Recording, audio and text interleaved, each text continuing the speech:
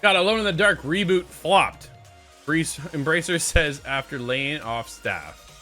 Wesley Yinpool at IGN. Here it goes, man. Embracer's still not done, are they? No, they're not done yet. Oh, man, I tell you. The Alone in the Dark reboot failed to meet sales expectations at the embattled Embracer Group, it has said. In a financial report for the fiscal year ending on March 31st, 2024, Embracer said Alone in the Dark and Outcast, A New Beginning, both endured a softer than expected performance and performed below management expectations. End quote. That's corporate speak for failed to sell the required numbers of units to make money. Well, that's putting it bluntly. Alone in the Dark launched in March as a reimagination of the famous franchise and a quote, a love letter to the 90s cult classic horror game, end quote. It featured performances from high-profile actors, and in the first video, roles complete with captured likenesses, which is very cool to see that part there. But despite this, Alone in the Dark failed to capture the attention of the wider gaming public. According to Steam BD, it peaked. Ooh, God.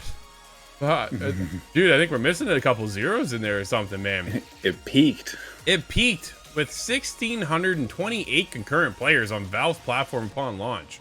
But the figure has tumbled since. At the time of this article's publication, just 23 accounts were playing Alone in the Dark, with a 24-hour peak of 52. Oh, wow. That is just so dismal. I have like secondhand embarrassment almost for that. That's awful. That is unfortunate. Did you check out Alone in the Dark at all?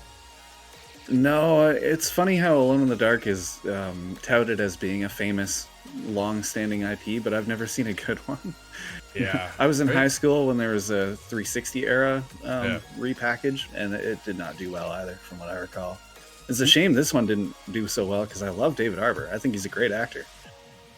Just so bizarre to see the miss. What a huge miss. But Embracer has laid off thousands of staff since the collapse of the $2 billion deal, reportedly, that Saudi government-funded company Savvy Games Group in 2023. In January, it emerged with the Embracer that had canceled a new Deus Ex game. Oh, Scott, this article is not getting better, man.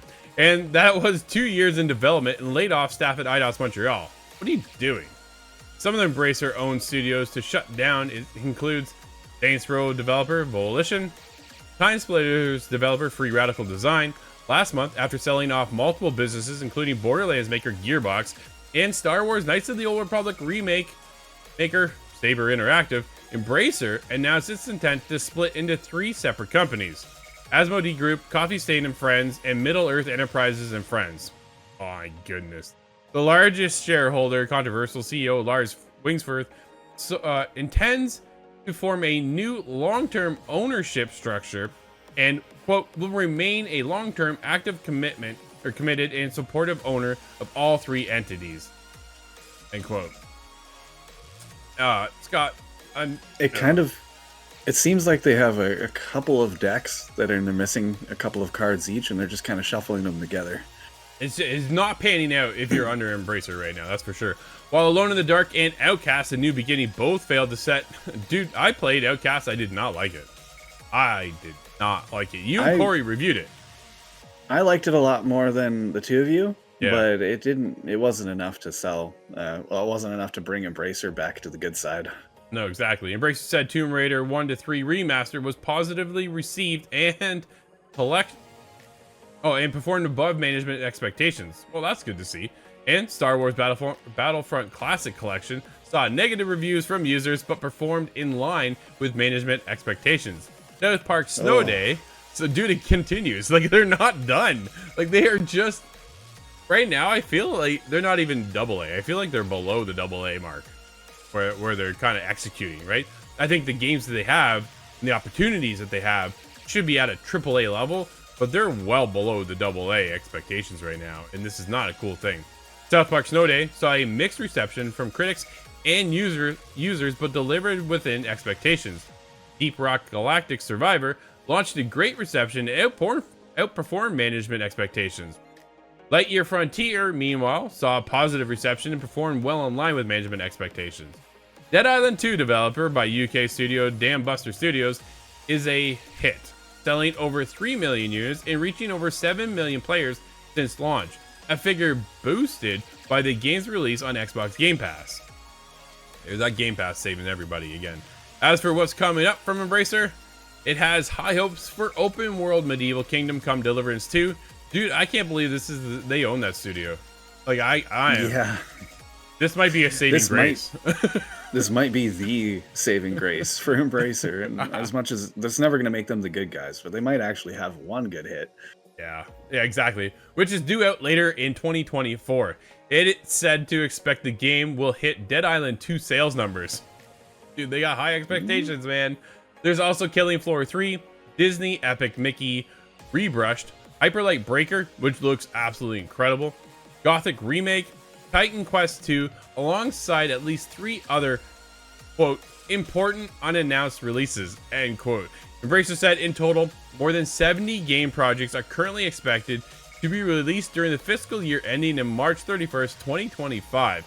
Embracer also owns Middle-earth Enterprises and has licensed the Lord of the Rings IP to Warner Brothers. So we'll see what happens there, because they're also going in line for another 2 films. Yeah, restarting those movies, I don't know if that's going to win everybody over to the side of Embracer either, because you're dealing with such an ingrained, hardened fan base that I don't know if anybody's going to be super excited when those release, but I'm hopeful for Kingdom Come Deliverance 2 at least. Me too. I have high hopes for that one. I'm hoping Kingdom Come Deliver. Man. No, you don't even like those jokes. No, I don't. I hate those jokes. But I hope it does deliver, right? At the end of the day. I looked at it, man. I saw the first one. I jumped in. I'm like, woo. This is really, really cool. It's really in-depth. And there's a lot going on under the hood. But I didn't feel like it executed on all its marks. Where I'm hoping Kingdom Come Deliverance 2 does execute where it needs to be and bring that up to the next stage. Do you think they can hit Dead Island 2 numbers?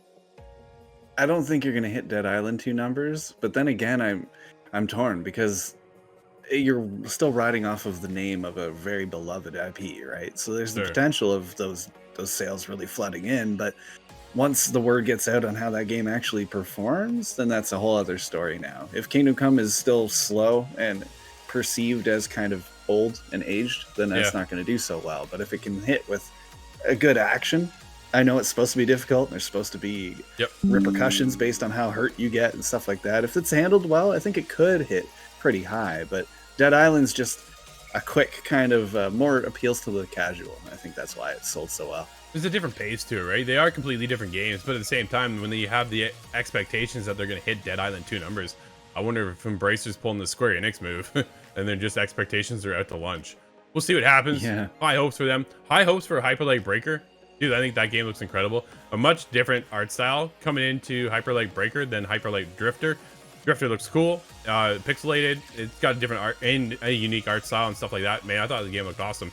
But now getting into Breaker, it seems much more appealing to myself personally, and can't wait to get hands on and check that out. But I don't know. We'll see how this all goes. Man, the minute you mention Embracer, everybody just goes, ugh. Yeah. Right? That's the biggest thing. But we'll see. Can this be a saving grace of a year for 2024 for Embracer? Find out. Hit us up. ITGTV.com.